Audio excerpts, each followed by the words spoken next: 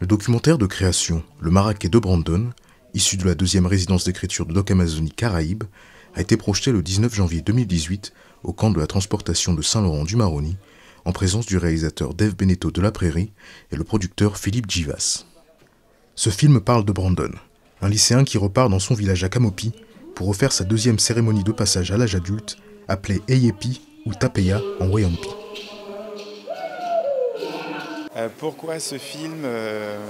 Parce que c'était une invitation.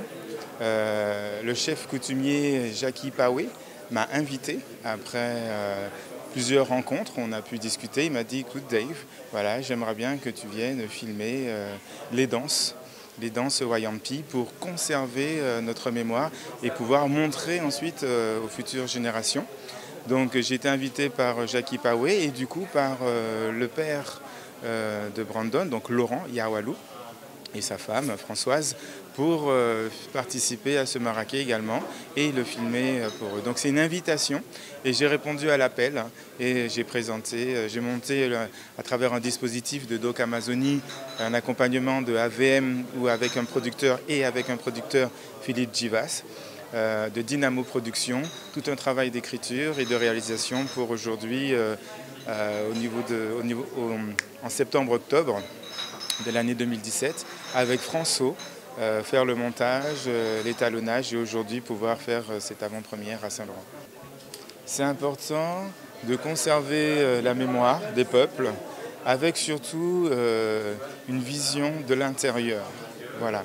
Donc c'est important que des Guyanais qui ont une idée, un projet de réalisation, de se dire voilà, c'est important pour moi, c'est important pour ma communauté, de conserver, de montrer aux futures générations.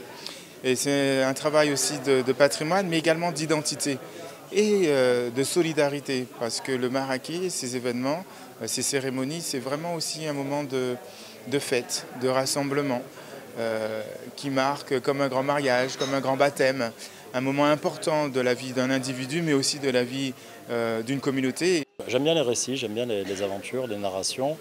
Et je trouvais que dans le potentiel, je trouvais que Dave avait un potentiel narratif lorsqu'il a présenté son projet. Il a pitché son projet donc en quelques minutes, c'est-à-dire qu'il a fait un résumé de son projet. À ce moment-là, j'ai senti qu'il y avait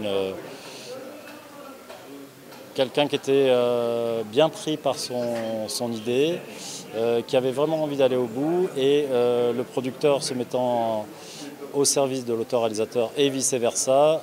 Je trouvais que ça allait en tout cas dans ce que je souhaitais défendre en termes éditorial, et l'état d'esprit dans lequel était l'auteur me plaisait.